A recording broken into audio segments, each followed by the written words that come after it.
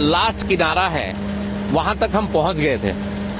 वहां पे जाके हमने जो ट्रैप्ड विक्टिम्स है, ट्रैप्ड मजदूर हैं, जो वर्कर्स हैं, उनके नाम से उनको पुकारा और उनको पता करने की कोशिश किए कि वो लोग कहाँ हैं, कुछ पता चल जाए, मगर कुछ पता नहीं चल पाया।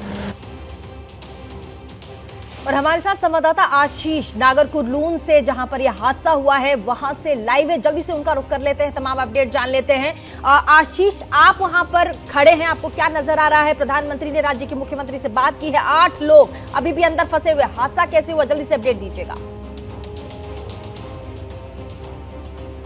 जी देखिए, ये एक 40 किलोमीटर लंबा टनल बनाने की प्रक्रिया शुरू की गई थी, 4 महीने पहले शुरू की गई थी।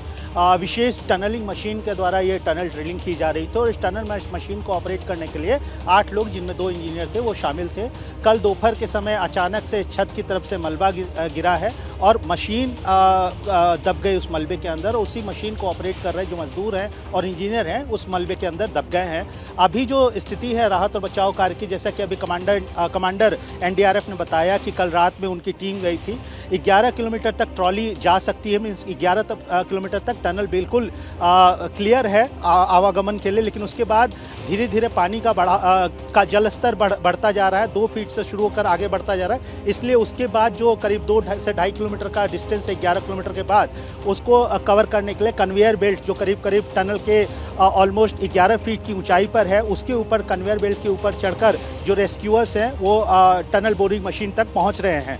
टनल बोरिंग मशीन का पिछले हिस्से तक जो रेस्क्यूअर्स हैं वो पहुंचे हैं और चूंकि मशीन डेब्री में दबी हुई है, मलबे में दबी हुई है, इसलिए अब पहली कोशिश ये है राहत और बचाव कर्मियों की कि पानी को पंप आउट किया जाए ताकि आसानी से पैदल एक बड़ी संख्या में रेस्क्यूअर्स टनल बोरिंग मशीन तक पहुंचे। उसके बाद दूसरी कोशिश ये है कि जो मलबा है उसको जल्दी से जल्दी बाहर निकाला जाए। इन दोनों जो मिशन है उसको क्रियान्वित करने के लिए एनडीआरएफ, एसडीआरएफ, उसके अलावा इंजीनियरिंग सेना की इंजीनियरिंग कोर के एक टास्क फोर्स भी यहाँ मौजूद है, वो मदद कर रही है। बिल्कुल, साथ ही देखिए अंदर जो मजदूर फंसे हैं, क्या वो ठीक है? और आपके आसपास अगर कोई अधिकारी वहां मौजूद हो तो जरा बात करने की कोशिश कीजिएगा, क्या जानकारी वो दे पाते हैं, जल्दी से। देखिए, अभी यहाँ पर अंदर सेना के अधिकारी हैं, एनडीआरएफ के अधिकारी हैं, एसडीआरएफ के अधिकारी हैं, उसके अलावा जो कंपनी है उसके जो कर्मचारी हैं वो यहाँ पर मौजूद हैं और यहाँ एक मीटिंग चल रही है। टनल को कैसे रेस्क्यू किया जाए उसके लिए स्ट्रैटेजी तैयार की जा रही है।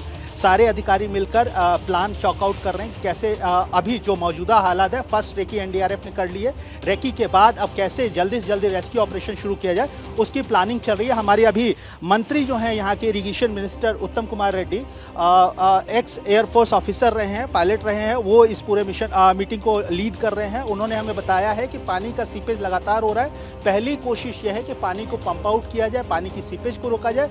उसके बाद दूसरी कोशिश है डेब्री को निकाल कर, चाहे हाथ से निकालना हो या मशीन से निकालना हो, डेब्री को निकाला जाए और उसके बाद जो भी फंसे हुए लोग हैं नागरकुरलून जहां यह हादसा हुआ वहां से हमारे संवाददाता लगातार अपडेट आपको दे रहे हैं। हमारे साथ बने रहिएगा। एक बड़ी खबर जल्दी से आपको इसी खबर से जुड़ी हुई बता दे, राहुल गांधी ने भी सीएम रेवंत रेड्डी से फोन पर बातचीत की है। आपको बड़ी खबर बता दे, राहुल गांधी ने भी सीएम रेवंत रेड्डी से बातचीत की। राहुल ने बचाव कार्य में कोई भी कसर ना छोड़ने की बात कही है। एक बड़ी खबर आपको बता दें, राहुल गांधी ने सीएम रेवंत रेड्डी से बातचीत की और साथ ही उन्होंने ये कहा कि बचाव कार्य में कोई भी कसर ना रह जाए। जो लोग अंदर फंसे हैं उन्हें जल्दी से जल्दी बाहर निकाला जाए। साथ ही आपको बता दें कि प्रधानमंत्री नरेंद्र मोदी ने भी राज्य के मुख्यमंत्री से बातचीत की और साथ ही केंद्र की तरफ से हर संभव मदद करने की भी बात कही थी। आशीष, आप अपनी जानकारी साझा कीजिए।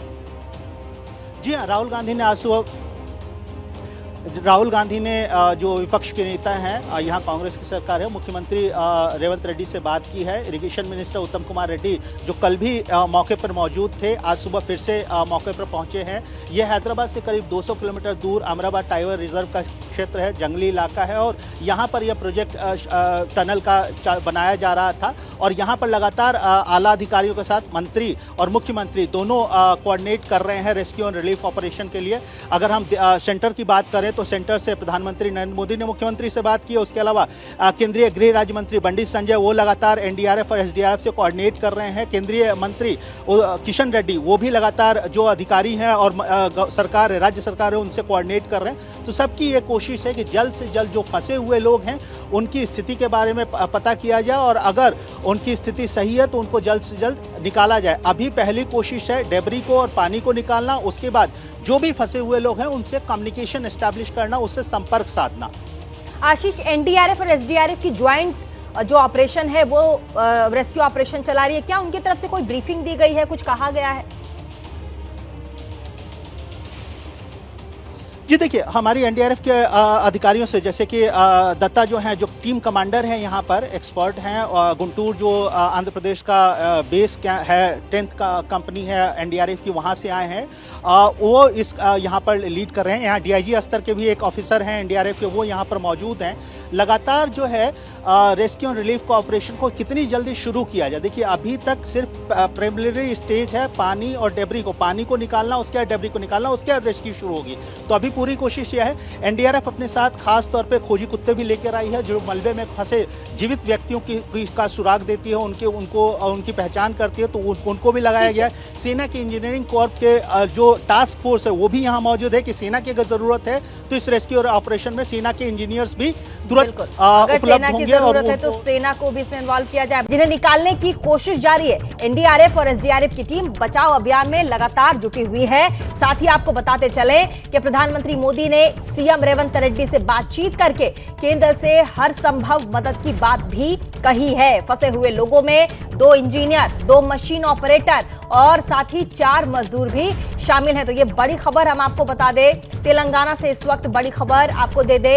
नागर कुरनूल में Srisailam left bank canal tunnel project का एक हिस्सा जो है वो कल गिर गया था, जिसमें 8 मजदूर फंस गए हैं, जिन्हें निकालने की कोशिश लगातार जारी है और इस कोशिश में एनडीआरएफ और एसडीआरएफ की टीमों को तैनात किया गया है। ज्वाइंट ऑपरेशन किया जा रहा है।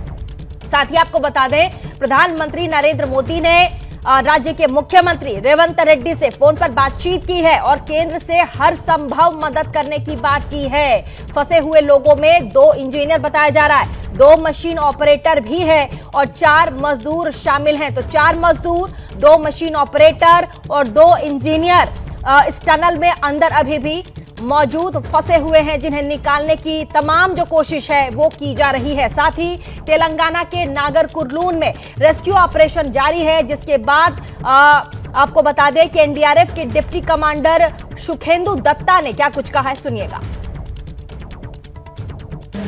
तो कल रात को लगभग 10 बजे हम लोग गए थे अंदर एक बार पता करने के लिए और सिचुएशन क्या है अंदर उसको देखने के लिए।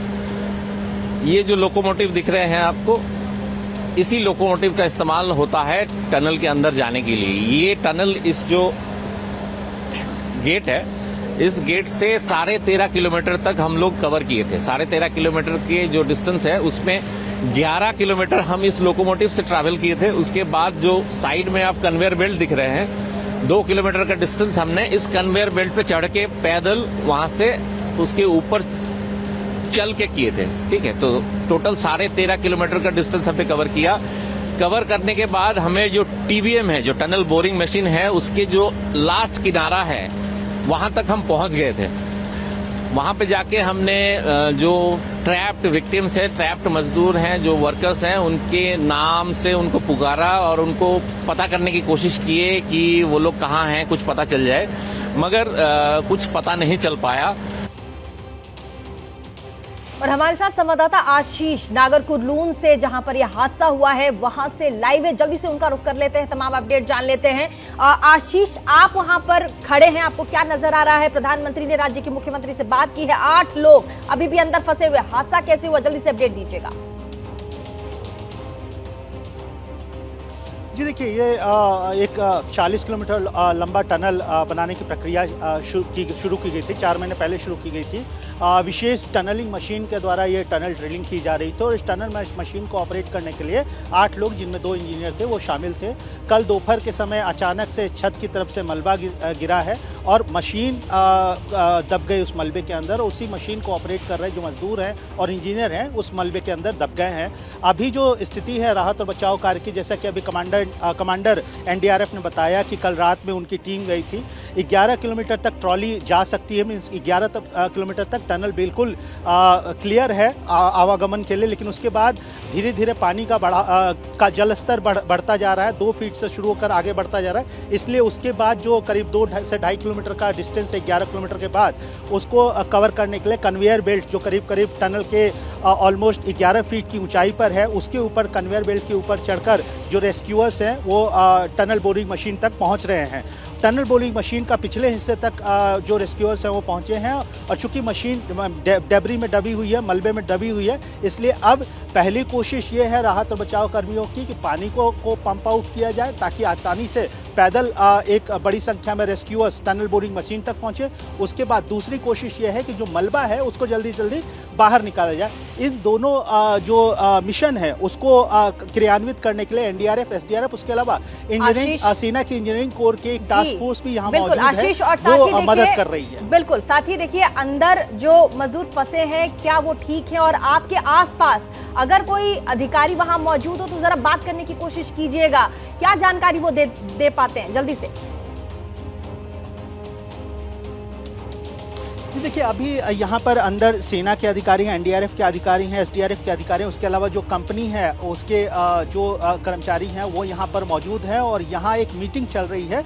टनल को कैसे रेस्क्यू किया जाए उसके लिए स्ट्रैटेजी तैयार की